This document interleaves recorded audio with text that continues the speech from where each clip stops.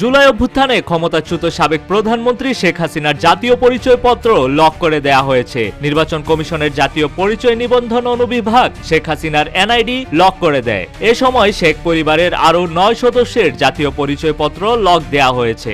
সংশ্লিষ্ট একাধিক সূত্র জানিয়েছে, একটি চিঠির মাধ্যমে এই তালিকাভুক্ত ১০ জনের এনআইডি লক করা হয়। শেখ হাসিনা ছাড়াও যাদের এনআইডি লক করা হয়েছে তারা হলেন সজীব ওয়াজেদ জয়, সাইমা ওয়াজেদ পুতুল, শেখ রেহানা, টিউলিপ রিজওয়ানা সিদ্দিক, আজমিনা সিদ্দিক, বুশরা সিদ্দিক, রেদওয়ান মুজিব সিদ্দিক এবং তারিক আহমেদ সিদ্দিক। নথিপত্র অনুযায়ী গত ১৬ ফেব্রুয়ারি জাতীয় পরিচয় নিবন্ধন অনুবিভাগের মহাপরিচালক এএসএম হুমায়ুন কবিরের নির্দেশে এই সিদ্ধান্ত কার্যকর করা হয়।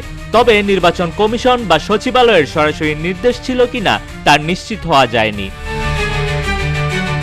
গত বছরের ৫ই আগস্ট ছাত্র জনতার আন্দোলনের মুখে শেখ হাসিনা ভারতে পালিয়ে যান এবং এখনো তিনি সেখানে অবস্থান করছেন।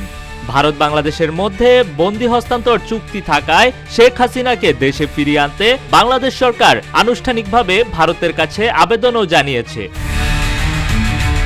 কিছুদিন আগেই শেখ হাসিনা ও তার পরিবারের সদস্যদের প্রায় ১৭,০০০ কোটি টাকার শেয়ার জব্দ করেছে আদালত। এছাড়াও বিভিন্ন ব্যাংকে থাকা তাদের প্রায় ৪,০০০ কোটি টাকা জব্দ করা হয়েছে।